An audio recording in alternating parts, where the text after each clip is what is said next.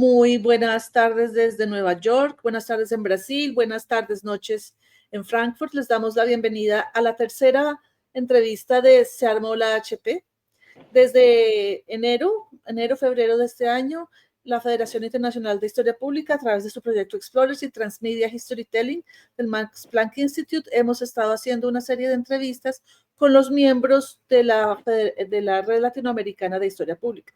Hemos entrevistado a Alejandra Rodríguez, a Malena Bedoya, y hoy tenemos con nosotros a la gran Junieli Ravelo de Almeida de Brasil. Muy bienvenidos. Yo soy Jimena Perry de la Federación Internacional de Historia Pública.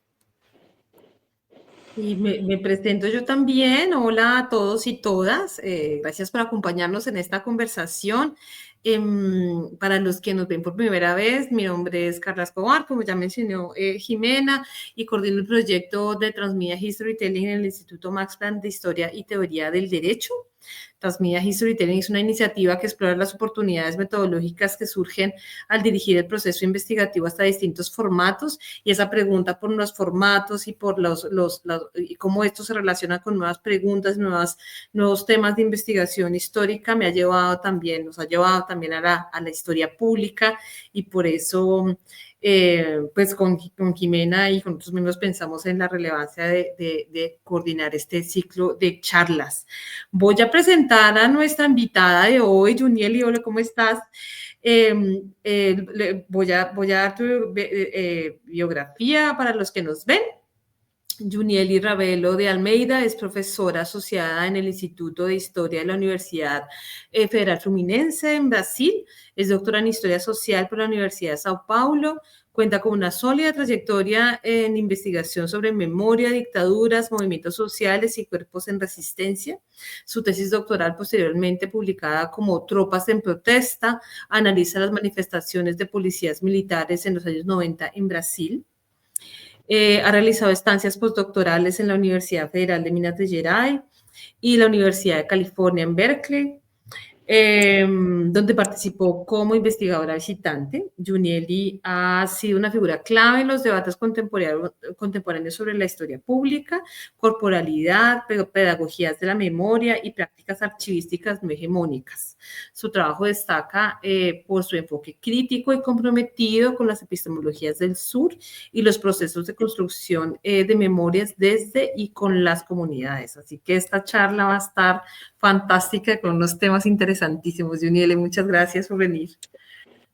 Gracias, querida. Muchas gracias otra vez, Junieli, por estar aquí con nosotros. Entonces vamos con la primera pregunta.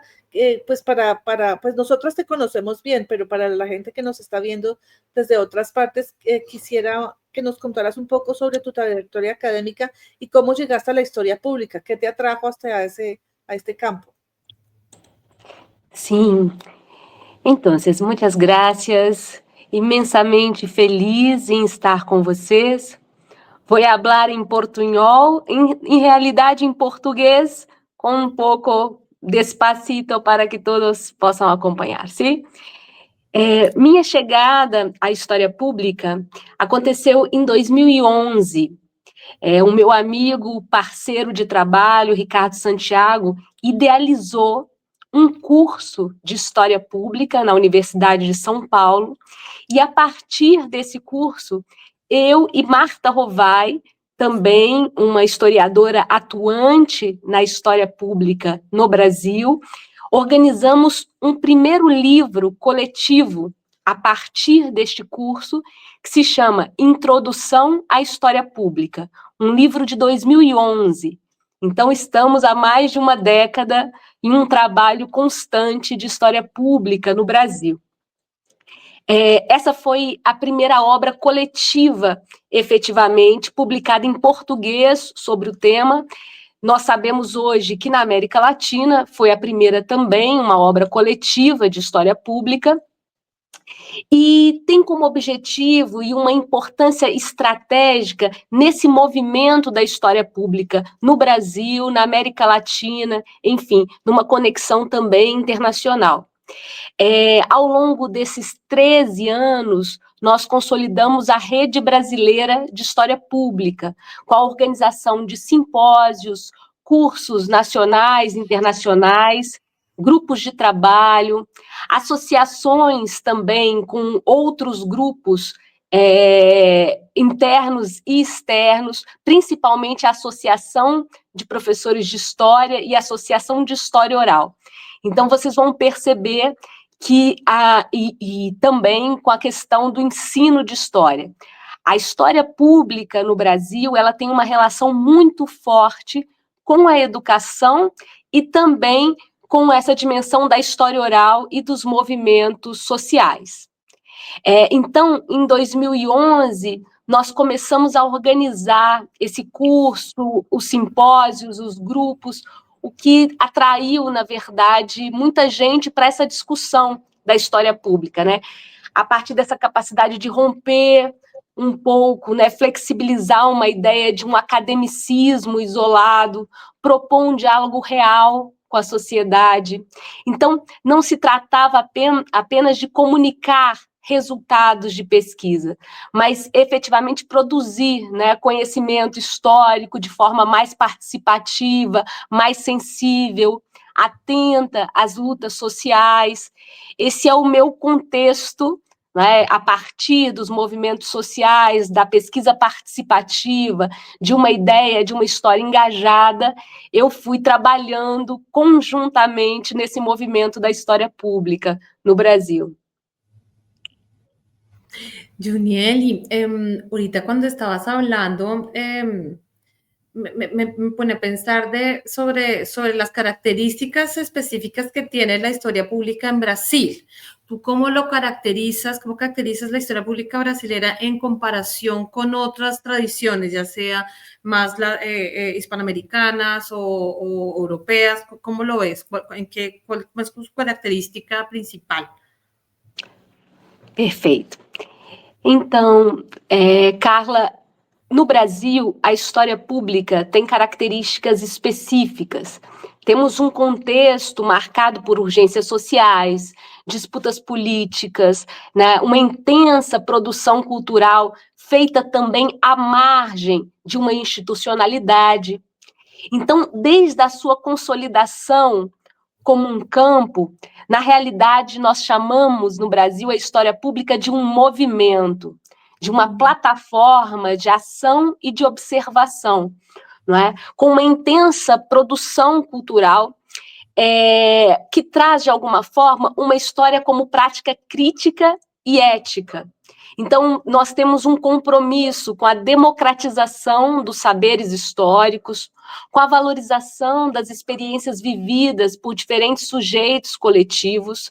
Não é à toa que essa história oral ela é uma base para a história pública, porque os grupos de história oral no Brasil, eles estão muito atrelados a um tipo de engajamento, movimentos sociais comprometidos com essas questões éticas, políticas, que eu estou tentando dizer para vocês como uma especificidade, que é, na realidade, também de um contexto latino-americano. Então, nesse sentido, a gente se entrelaça, se correlaciona, se envolve muito diretamente com o contexto latino-americano.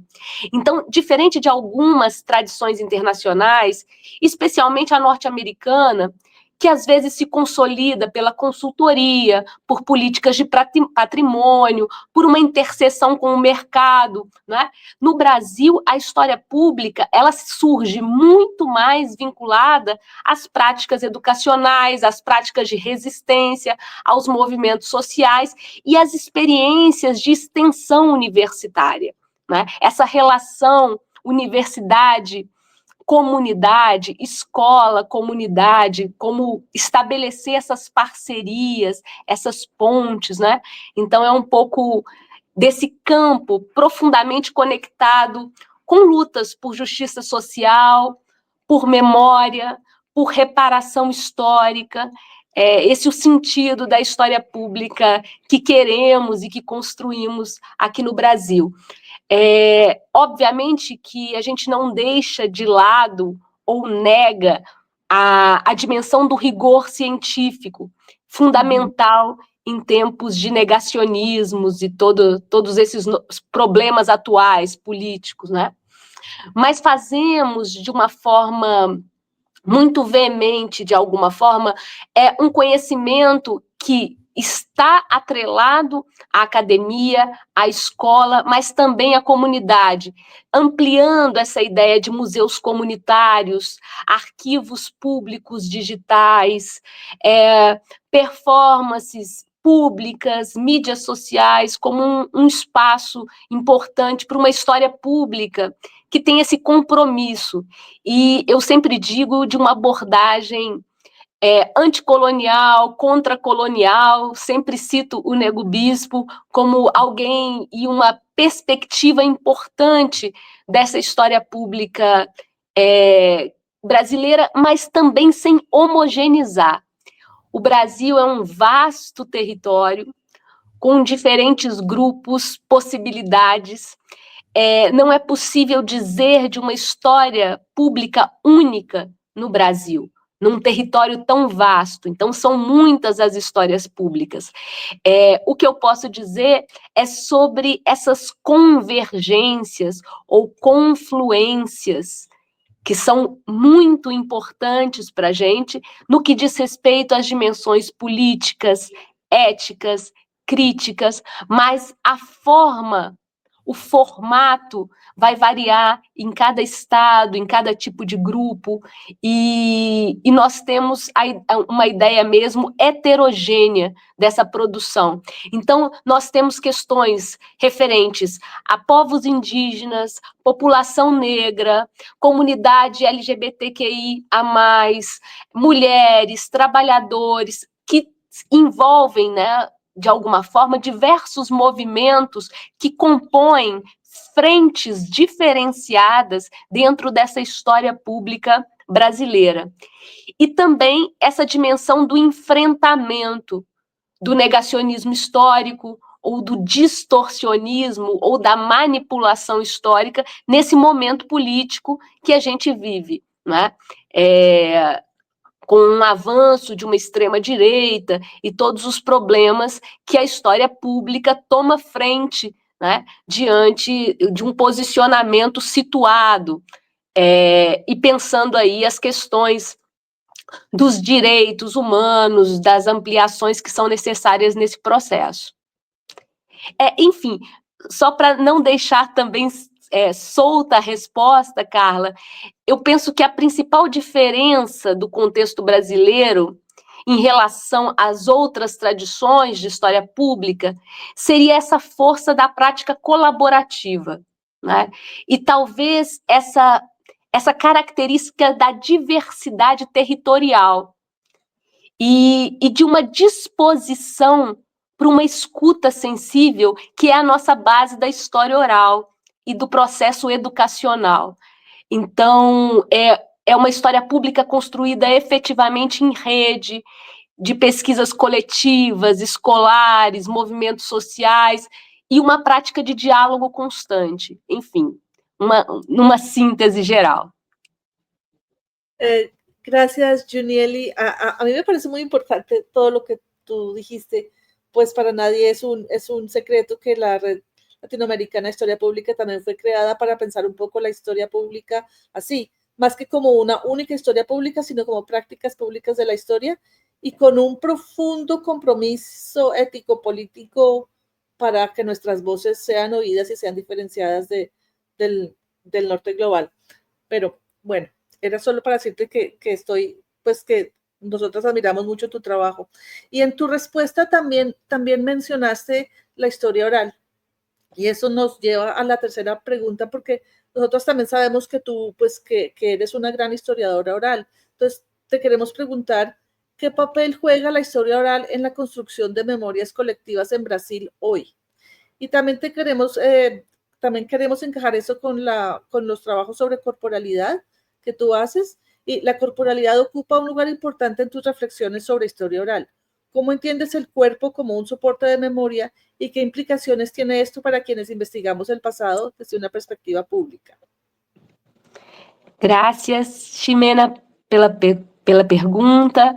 Realmente, a dimensão da memória coletiva, da memória social, é fundamental no trabalho que eu venho desenvolvendo junto à Rede Brasileira de História Pública, junto à Rede Latino-Americana de História Pública, e fundamentalmente por essa conexão entre corpo e oralidade, essa não separação, não é? E, ao mesmo tempo, essa percepção de que o pensamento ele está profundamente conectado com o que se sente. Então, de alguma forma, a gente busca uma relação mais vinculada, para que a gente possa radicalizar a ideia de colaboração ou de uma história participativa, esse vínculo com uma corporalidade dos diferentes sujeitos se torna algo fundamental. Então, na minha trajetória, esse trabalho de história oral, ele se entrelaça com essa ideia de corpo como suporte de memória. Então, a ideia é reconhecer essas experiências que se expressam aí, não só por meio das palavras, mas os gestos, o silêncio, a entonação, a pausa, o olhar, esse corpo que fala, de alguma forma, e essa fala, ela vai carregar aspectos de uma história de vida, de histórias temáticas também relacionadas a diversos acontecimentos e situações, de afetos acumulados, de dores, resistências, vozes invisibilizadas, enfim. Quando falamos dessa relação, dessa importância da memória social nessa produção de uma história pública, nós estamos correlacionando corpo e memória a partir de uma materialidade visível, corporificada, vamos dizer assim, né? Em que a gente vai desafiar um predomínio de um arquivo escrito e convocar outras formas de presença e de fazer da história, não só o fazer historiográfico, quanto efetivamente de uma história pública, pulsante, circulante, né? E a escuta, nesse caso, é uma escuta expandida. Não apenas o que é dito, mas o que aparece nesses gestos, nessas intensidades, né? E isso requer um engajamento ético, sensível, com sujeitos, numa ação horizontalizada, em que a gente não precisa romantizar a participação e a colaboração, mas exercer uma fala franca, honesta, né, nas intencionalidades de cada projeto. Então, eu acredito nessa corporeidade, que, embora, é importante dizer isso, eu compreendo que a corporalidade ela é regulada, docilizada por normas sociais, por políticas muito reguladoras, mas que também é capaz de insurgências, é capaz de se mostrar de uma forma mais coletiva. E muitas vezes é o corpo como um todo que rompe um silenciamento.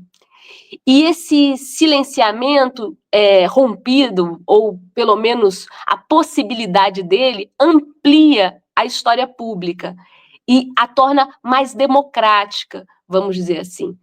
Porque não são só os documentos escritos, também não é só uma oralidade bem colocada, institucionalizada, mas o corpo que ocupa espaço, né, nesse território público, né? Então, projetos populares, diversas comunidades, mulheres negras, pessoas idosas, movimentos dos mais variados, que vão trazer essa ampliação da compreensão dos usos do passado no tempo presente.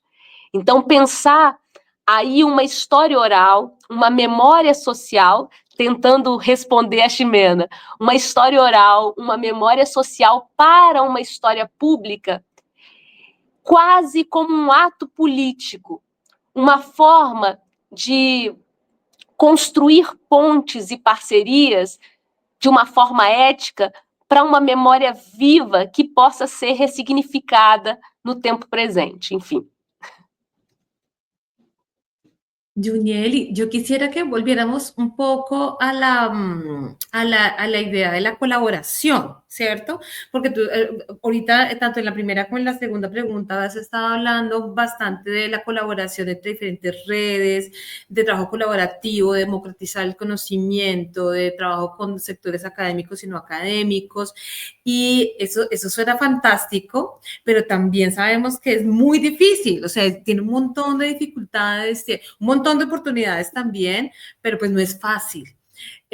Yo quisiera que nos contaras un poquito sobre los aprendizajes, pero también los desafíos que tiene enfrentar una forma de hacer historia de esta naturaleza y cómo enfrentar un proyecto de historia pública con estas características.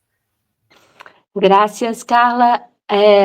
Realmente, a pesquisa colaborativa com movimentos sociais e atores de uma forma participativa tem sido uma experiência enriquecedora e também desafiadora, né? Na minha trajetória e também nos trabalhos de uma forma geral da Rede Brasileira de História Pública. Enfim, eu penso que, em primeiro lugar, seria fundamental uma escuta radical, desprender de certas hierarquias, reconhecer os limites da nossa formação, aceitar que os conhecimentos produzidos fora da universidade são legítimos, são indispensáveis para pensar o presente e o passado. E um dos principais desafios desse processo seria pensar realmente o tempo da universidade, os prazos institucionais, os protocolos. Quando entramos numa história pública autêntica, podemos sair um pouco desses protocolos e entrar em lógicas diferentes das lutas sociais, de urgências marcadas por crises, repressões, disputas territoriais. Então, eu sinto, de uma forma mais direta, uma necessidade de flexibilidade, de paciência, de disposição constante para negociar os caminhos da pesquisa, mas não só a minha paciência, a minha disponibilidade, mas do coletivo. E entendendo que vamos negociar, compreendendo o que é inegociável. Então, são dimensões políticas importantes.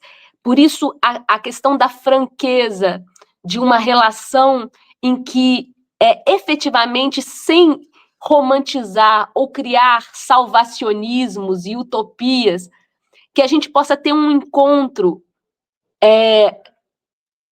consciente das dissonâncias, consciente que não somos, que estamos numa igualdade pela diversidade, como diria o Portelli. Então, não é simples, mas é um desafio que diz respeito à própria linguagem, que é como traduzir para os debates de uma história participativa diversos interlocutores, como incorporar essas linguagens populares, comunitárias, na produção do conhecimento.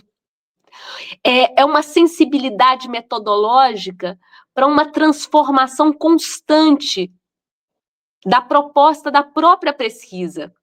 Então, a ideia de pesquisa-ação, ou pesquisa-intervenção, ou pesquisa-criação, são todas formas participativas, como as ciências sociais já estão habituadas há muito. Nós temos diversas colaborações latino-americanas para os estudos de história, de pesquisa participativa, em especial pesquisa-ação.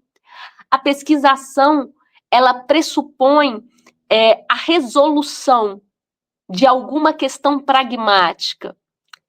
Eu costumo utilizar mais o conceito de pesquisa-intervenção, que está mais associado à psicologia social, a essas formas de negociação e manejo.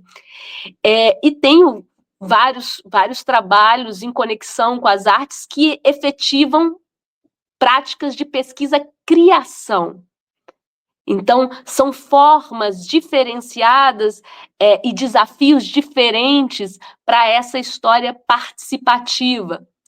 Eu tento evitar o conceito de colaboração, nesse caso, por conta de uma apropriação aqui no Brasil, e talvez em toda a América Latina, do termo colaboração numa perspectiva neoliberal, como alguém que trabalha sem receber.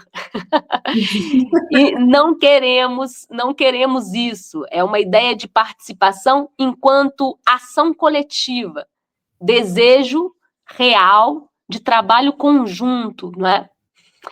Então, essas experiências foram me mostrando, através de conversas, oficinas, desse corpo em movimento, em envolvimento com diversas comunidades, o quanto que as performances, as narrativas orais, as imagens, as ações artísticas, tudo isso aproxima de uma história realmente pública. Então, essa seria a grande conexão entre uma história participativa, não sei se respondo, e os desafios de uma história pública nesse campo.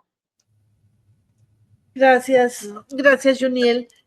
Mira, ahora queremos preguntarte por la Red Brasilera de Historia Pública. Nosotros sabemos que esta red tiene Olá. ¿Aló? ¿Están? Ya, okay. ¿Ya? Te congelaste por un segundo, pero ya te escuchamos. Perdón, empiezo otra vez.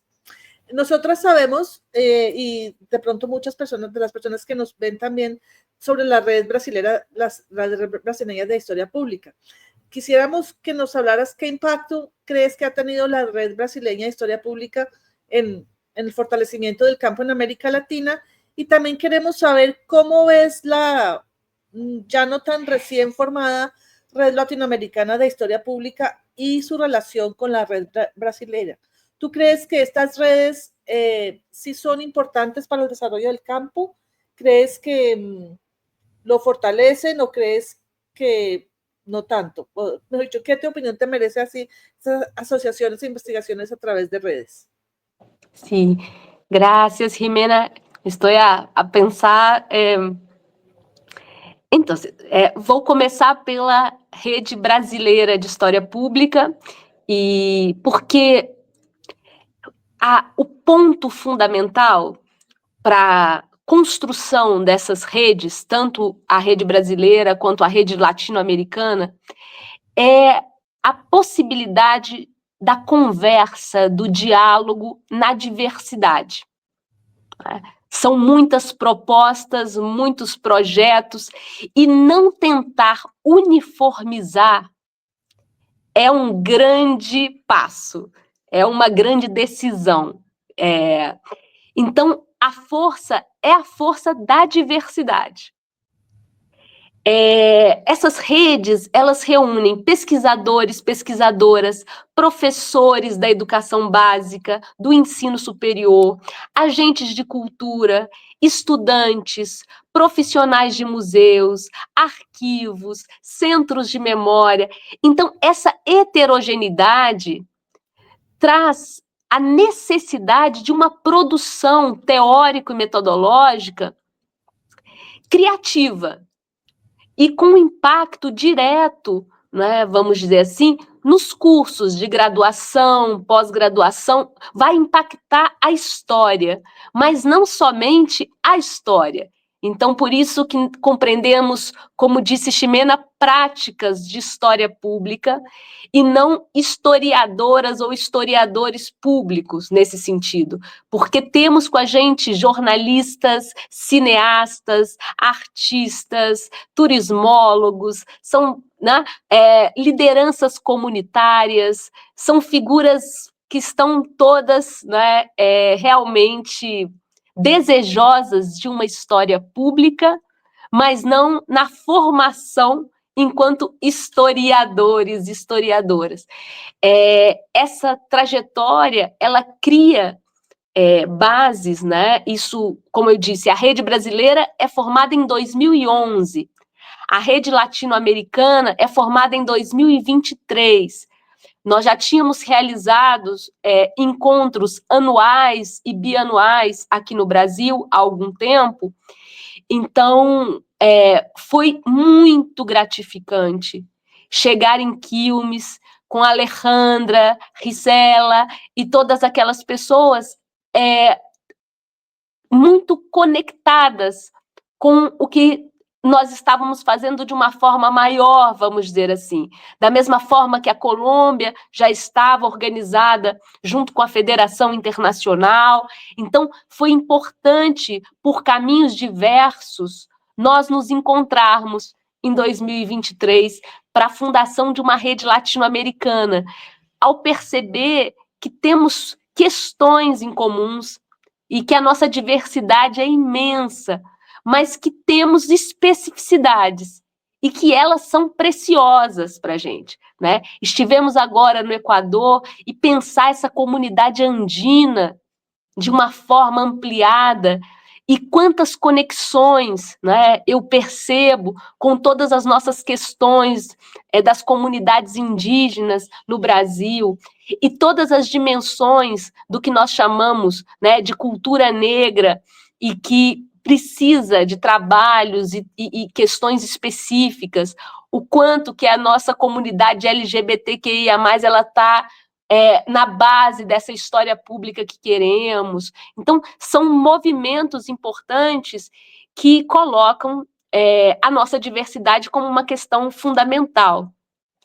Tanto a rede brasileira quanto a rede latino-americana, eu entendo que elas vão contribuir para essa consolidação de uma história pública atenta às especificidades dos nossos contextos políticos e à urgência do nosso tempo, porque a nossa urgência é uma urgência política. Isso estamos de acordo e foi o que eu percebi como questão central para essa dimensão da América Latina. E, ao mesmo tempo, esse desejo de fortalecimento de epistemologias situadas, plurais, anticoloniais. E essas redes, elas, de alguma forma, elas trazem modos de existir, mas modos de resistir. Então, os vínculos que estão sendo criados e as dimensões de uma história pública latino-americana têm a ver com o contexto em que ela é criada. Historicizar o seu contexto, a dimensão dos governos desses países que estão envolvidos e tentar entender essa América Latina sem fronteiras. Eu sinto que esse é o grande desafio da história pública e estamos aqui. Eu estou falando em português, vocês em espanhol, estamos nos comunicando e é sempre possível essa mediação dialógica com realidades políticas tão parecidas. E, fundamentalmente, todas nós que estamos circulando sem fronteiras por todo esse mundo, seja nos Estados Unidos, seja em Frankfurt, seja onde for, nós estamos nessa Latinoamérica, nessa conexão com um lugar que é uma territorialidade expandida.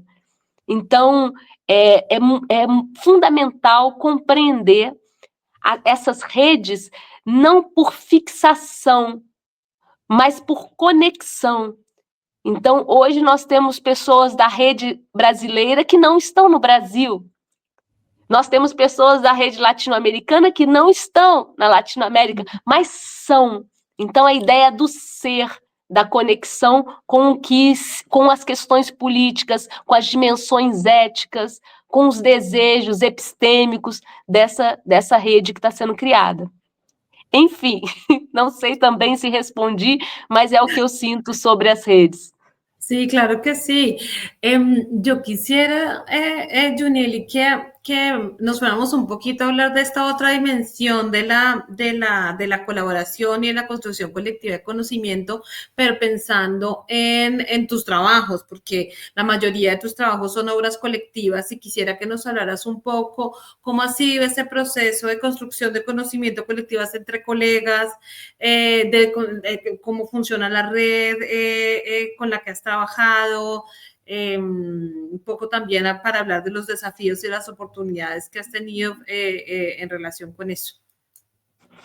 Muitas graças, Carla, porque a produção coletiva do conhecimento, para mim, é um princípio ético, é um princípio metodológico, é um sentido do que eu faço diariamente, né? Então, é um campo, num campo como a história pública, que se orienta pela mediação, pelo diálogo dos múltiplos sujeitos.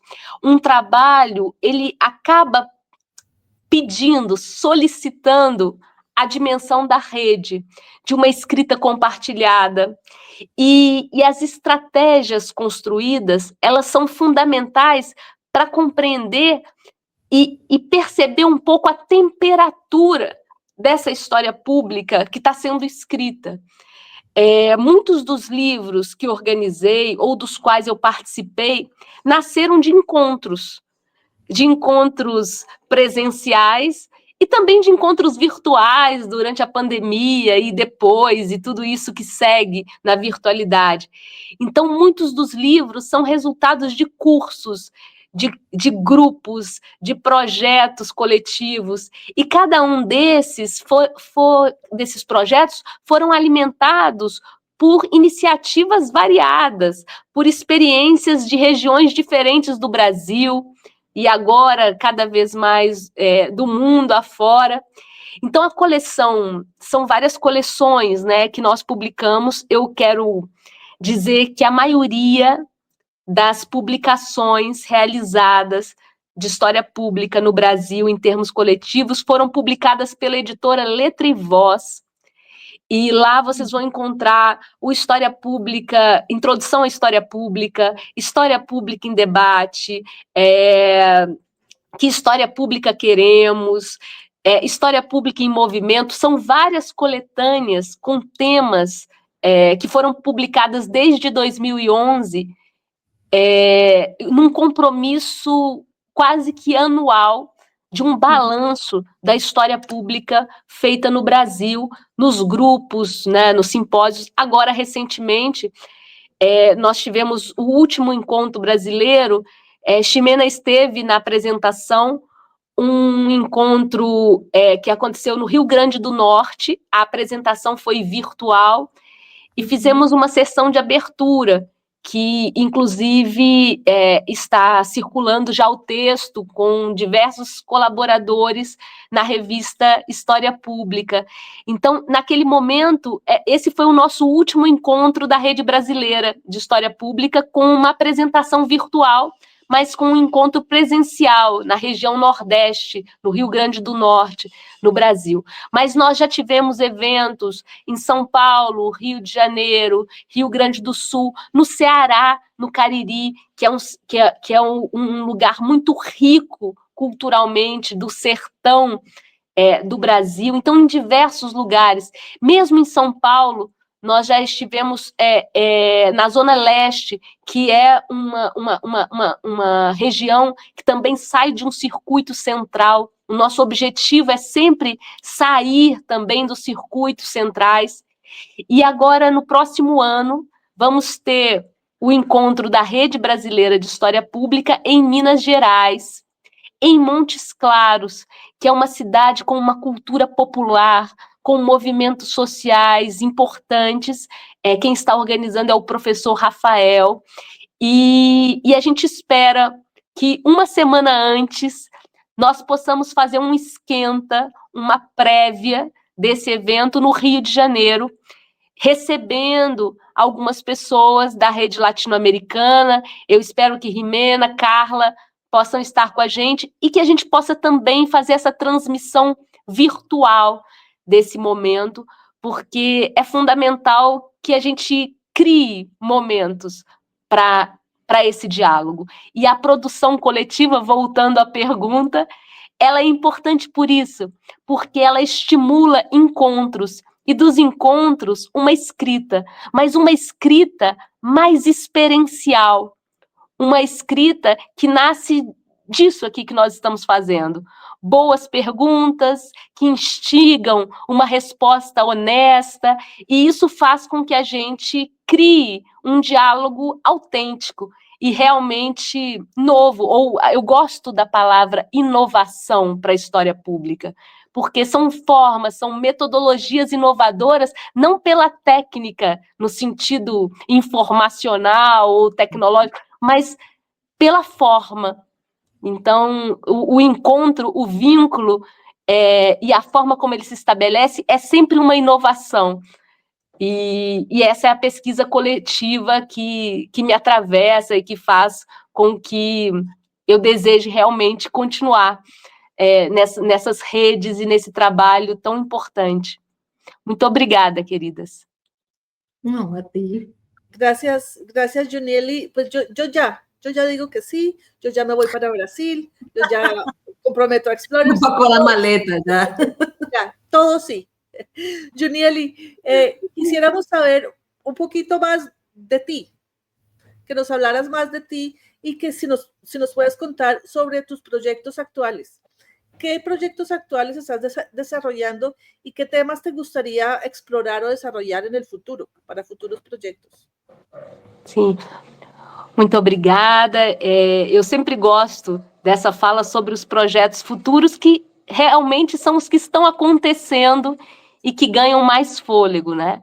Então, hoje eu pertenço a um grande grupo, que é esse grupo Corpo Oralidades, com diversas experimentações de sensibilização corporal para o trabalho de história oral de vida, principalmente com pessoas idosas, conectando história local e história de vida, com algumas problematizações importantes, tentando criar conexões de pesquisa, ação participante, que realmente sejam necessárias para este grupo, de uma forma autogestionada, em que as ideias não são minhas ou dos universitários ou do grupo de pesquisa, mas são da comunidade.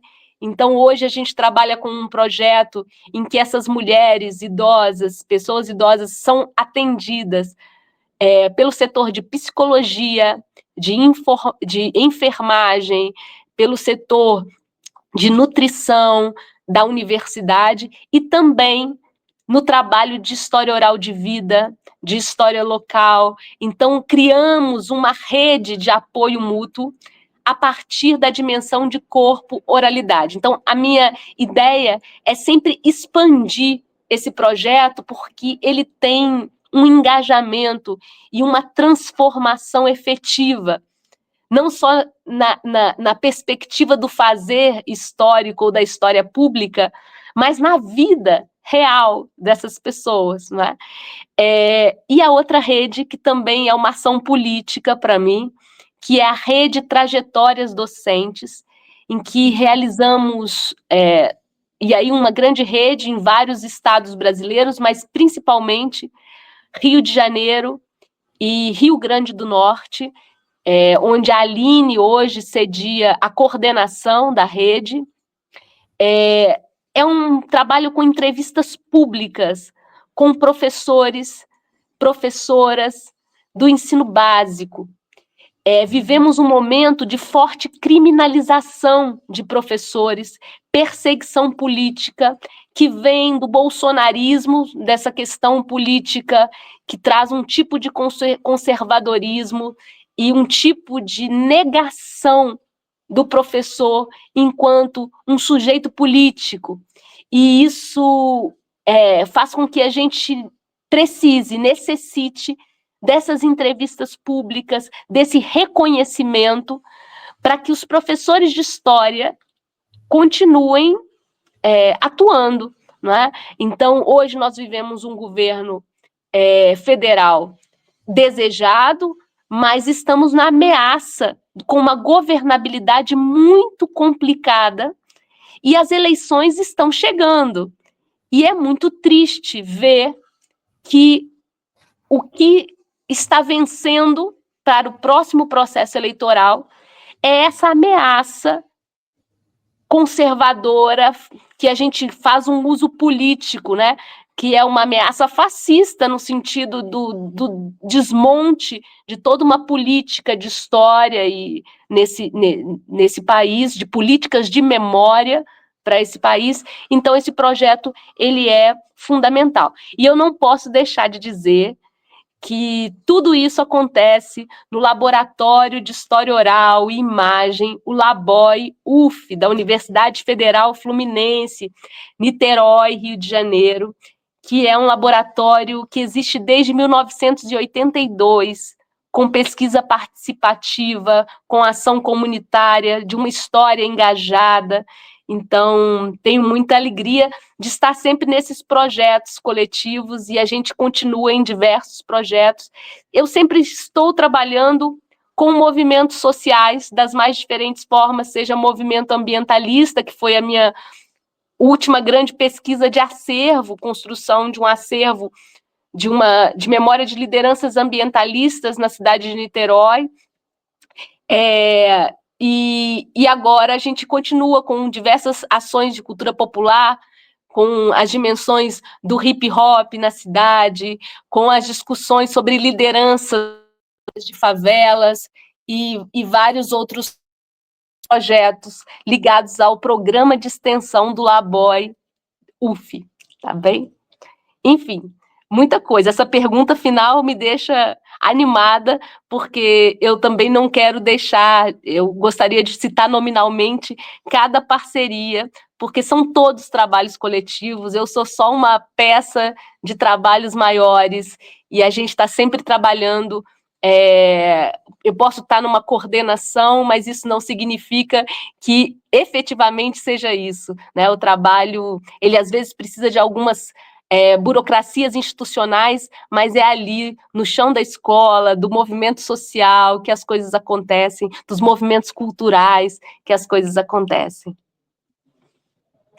Muito obrigada pelas perguntas.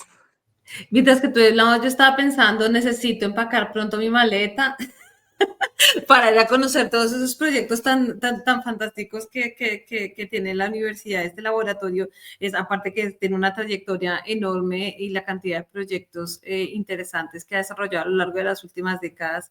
Es importante conocerlo. Necesito conocerlo, necesito irme para allá y fastidiarte por un buen tiempo. Ya se nos está acabando el tiempo. Yo quisiera que cerráramos con una pregunta que le hacemos a todos nuestros invitados, que en este momento les hemos hecho a todos, y es un poco la recomendación. ¿Qué recomendaciones, qué consejos tú les podrías dar a las personas que en este momento están tomando la decisión de acercarse más a las metodologías colaborativas, a la historia pública, en este sentido, en esa perspectiva que tú la estás proponiendo acá, que nos has contado? Todos estamos en esta lógica y tenemos grandes intereses, pero también hay una gran cantidad de académicos que lo ven todavía con sospecha, que tienen un poco de temor de arriesgarse a asumir, a explorar nuevos tipos de metodologías, hacerse diferentes preguntas. ¿Qué recomendación les das? Sim. Então, é sempre complicado pensar em alguma recomendação, mas entendo a pergunta como uma troca, não, um encontro de experiências. E das minhas experiências, eu diria que é fundamental uma escuta sensível. Como diria minha amiga Marta Rovai, ela usa esse conceito de escuta sensível como a possibilidade do início dos projetos realmente partirem da dimensão fundamental da história pública, que é compreender o público como dialógico, como uma conversação, como um processo de negociação constante, e em que eu não posso chegar e impor o meu desejo. E esse encontro, essa é a arte da pesquisa participativa, de uma história pública, realmente pública e dialógica, é a dimensão de todos os interesses que estão colocados e o que é possível. Então, a dimensão do possível, da observação, como foi dito lá no Equador, né, dos vários fracassos que isso pode gerar, e que isso não diminua o desejo de estar naquelas pesquisas, mas, pelo contrário, humanize, né? E que as nossas possibilidades de trabalho sejam mais pautadas pelo processo e não pelo produto. Ricardo Santiago tem um texto sobre a relação entre processo e produto em história pública. Então, o produto ele é fundamental, mas o processo é o que dá sentido. Então, contar sobre como os encontros foram possíveis, sobre os limites dos encontros, sobre a produção e o quanto que a realidade é o que nos faz mais coletivamente ativos numa política crítica e ética. Então, eu diria isso, a atenção ao processo, a percepção de que não existe um lugar homogêneo, o que nós temos são dissonâncias, são desigualdades que precisam ser manejadas. Então, diante dos nossos desafios latino-americanos, que eu considero o maior desafio, a desigualdade social, que nós, de alguma forma seja possível um trabalho mais atuante, de forma participativa, para que a gente tenha coragem para observar essa diversidade e tentar atuar em pesquisas cada vez mais comprometidas com o tempo presente de cada região. Muito obrigada pela possibilidade desse encontro. Eu parabenizo muito os dois projetos e principalmente essa parceria, né, entre Carla e Jimena, que tem proporcionado tanta coisa boa para a história pública. E vocês duas são duas forças sociais, duas forças políticas e de um cuidado e um carinho especial com essa produção da história pública. Então, o trabalho incessante que vocês vêm realizando é um trabalho fundamental. Então, quero parabenizar também e agradecer a oportunidade. Junieli, muchas gracias por esas palabras tan bonitas, de verdad, nos conmueve. Pues hablo por mí, pero estoy segura que Carla está de acuerdo que esta serie de entrevistas es para nosotras fundamental. Ha sido muy importante porque también, como lo ha dicho Alejandra Rodríguez, la coordinadora de la Red Latinoamericana, lo importante ahora es conocernos, saber quiénes somos, dónde estamos, qué hacemos y unirnos. Y hay una cosa, Junieli, que dijiste ahorita en tu respuesta que me acordó de un evento que hice en Explorers hace ya 3 años. Lo hice con unas profesoras de la India y una profesora decía, los historiadores e historiadores públicas deben entrar a las investigaciones como parte del público. Y esa distinción entre investigador y público no debe existir, que me parece que es lo mismo, que un poco pues parecido a lo que tú estás diciendo, que para mí fue muy impactante y pues ha pasado mucho tiempo y no se me olvida y me parece pues definitiva. Junieli, quiero aprovechar para decir a las personas del público que si quieren hacer una pregunta o un comentario, este es el momento, hablen ahora o callen para siempre, porque se nos está acabando el tiempo y te queremos dar las gracias, Junieli, por esta entrevista, por darnos a conocer tu trabajo, por tu generosidad, pues contestando todas estas preguntas. Estamos fascinadas y, como me uno a Carla, con muchas ganas de conocer de cerca lo que estás haciendo. Esperamos que este sea el inicio pues de conversaciones más, que podamos hacer más cosas en conjunto. Muchas gracias. Muchas gracias, queridas. Bueno, no, nuestra audiencia no está callada porque estuvieron comentando bastante, muchos elogios, muchos saludos, pero no hay preguntas. Entonces, yo creo que podemos dejar hasta aquí. Muchísimas gracias, Junieli. Yo me uno a los agradecimientos de Jimena. Lo lindo de hablar contigo es que siempre cuando uno termina contento, termina sintiéndose muy bien con uno mismo porque tú le echas a uno un montón de flores y le haces pensar que hay muchas cosas que todavía podemos hacer desde la academia para cambiar este mundo. Un poquito, al menos. Muchas gracias. Me despido de los que nos están viendo y de aquellos que nos van a ver después. La próxima charla es en septiembre, Jimena, ¿cierto? El 8 de septiembre. Esta vez vamos a hablar con Amada Carolina Pérez. Y bueno, vamos a seguir esta conversación para poder seguirnos conociendo, como dice Jimena, como decía Alejandra, porque esa es la idea de la red. Muchas gracias y hasta la próxima. Gracias, queridas. Um abraço, um beijo. Tchau, tchau para vocês.